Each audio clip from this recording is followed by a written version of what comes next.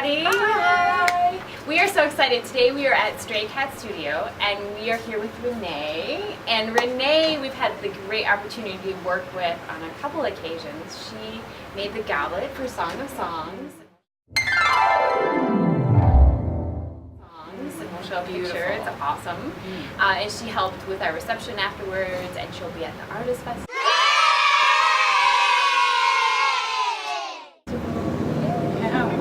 Super close. Super close. So we wanted to interview Renee because she really thinks about this whole business side of things for artists and has some great tips and ideas.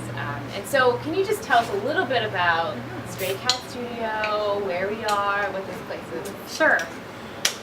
Stray Cat Studio is literally two sides. So the one side is an artisan gift shop and offices and kind of administrative space. The other side is a pottery studio. So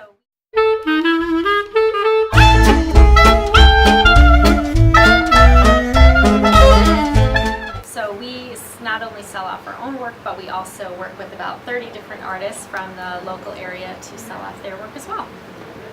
There's lots of stuff, and we'll put some pictures. We're here in the gift shop right now, and there's just so much to look at. My ADD is kicking in. I'm like, oh, that's pretty. Yeah, so definitely stop by if you get a chance. So you are in Beaver Falls, and I know a lot of artists feel pressure to maybe move to a big city where a lot of art is happening. So can you tell us why you chose Beaver Falls? Yeah.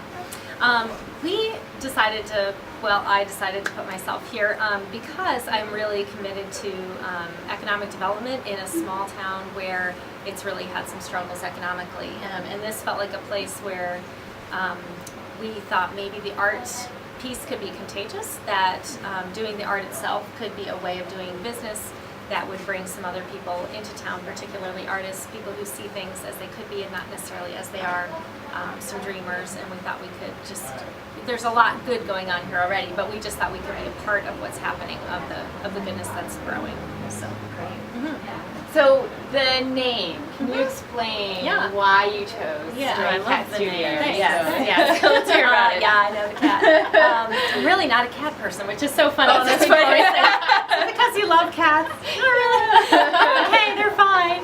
But Stray Cats in Beaver Falls, it's a little like naming it Beaver Falls Pottery Studio because they're so everywhere. They're just in the house next door, and they're in the garage, and they're under all of our porches. So it's a little like it's just you can't get rid of them around here.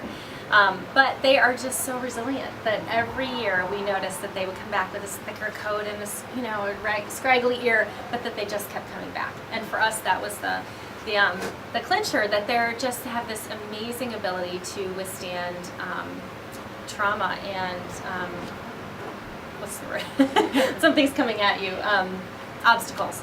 And so if they could survive year after year, blazing summer after freezing winter, then so could art and beauty and business in a place like that. So we took a lot of inspiration from their resiliency.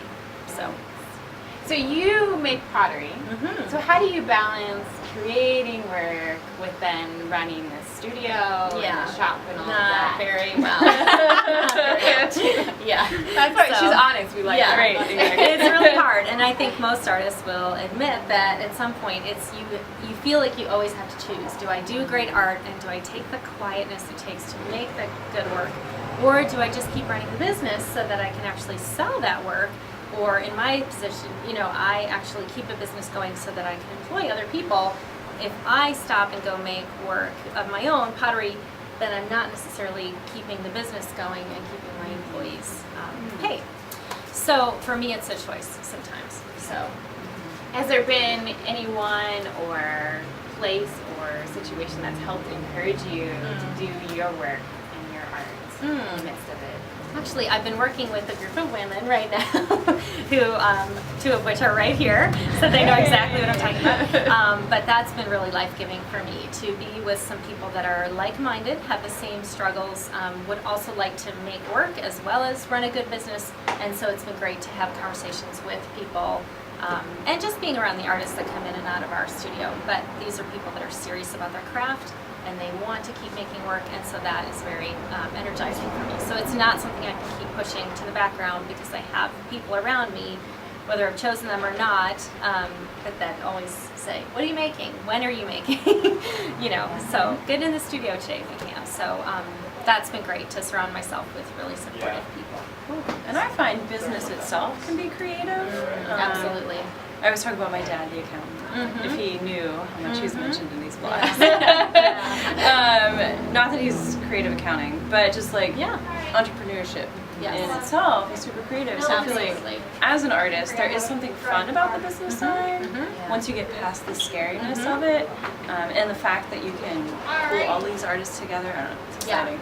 Well, and I really like to pour that into marketing, and instead of just doing another ad, you know, trying to find something that feels like it fits us and our mission and who we are, and not just here's another ad that is any coupon that anybody would have done at this point, but what is a party that reflects who we are as a culture. For instance, we're doing a raccoon party this weekend, and instead of having it just somewhere else, which would be fine too, having it here at the studio in the parking lot, we've decided to have it in my home, because one of the things we wanted to cultivate is a community of people who are artists and friends and families.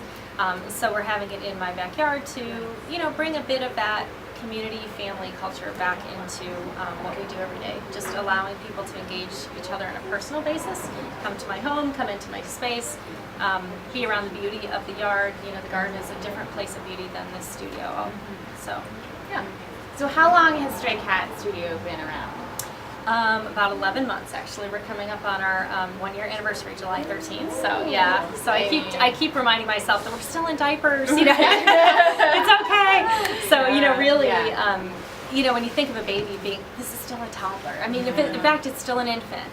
So we're doing really well in spite of that. Absolutely. So Yes. If you come see this or check them out on Facebook, or their website, you can see they've done amazing things. In a year. Less than a year. Yeah, It's amazing. really fun. It's really awesome. So, any words of encouragement to other people who are trying to balance business, art, pieces? Well, I think just to keep going forward, that there are hurdles, and maybe you two have found this too, but that there are hurdles that you get over. Certain things get easier. You find people to help you or to volunteer with certain tasks, and to just keep moving forward, figuring out those pieces slowly, because there are so many people who are doing this as a business, and they figure it out. But I think the way is just when you hit discouragement, to just keep putting one small foot in front of the other and just to keep moving. The other thing I would say is don't avoid it, no matter how bad you are at it. Either find people to help you, people who are really good at it, like you've talked about having your dad as an accountant. Right. Get those people to help you. But I find already the best artists, the artists that we have that are the easiest to sell with, or to buy from, the easiest, we sell their work the best because they're packaged well. They are people that really focus on the business aspect of their craft making. So that is really important. It's not enough just to be a great artist if you don't know how to put yourself out there. And that's okay to not know how to put yourself out there. I honestly think those are two different kind of personality types. Absolutely. So just find a cousin or a sister or a husband or wife who loves to be on social media, and let them do that stuff for you. But don't ignore that piece of it. You have to figure out how to get yourself out there. Right. And that's what our team is. Yes, that's what we do. I was like, Good Sarah balance. does the social media. Right. So, We're the front, and you were just on the phone with an accountant. Yeah, So you gotta absolutely. surround Yeah. yourself Yes. with people Yes. that have your vision and mission in mind. Yeah. And the great thing now is there's so many resources, because the indie craft particularly part is booming. There are so many resources on how to run your own craft business, and Pinterest is fantastic for ideas. So there really is a lot of help out there, which is great. Well, thank you so much, Renee. And you get to come see the work that she's doing at our Artist Festival, which is super exciting, or visit their shop and see what they're doing. You also have classes this summer, so you could come and take pottery classes and see what they're doing. But thank you so much, and you can find us online, both on YouTube, on Facebook, Twitter, all that kind of stuff. So thank you. Yeah, thank you. Bye.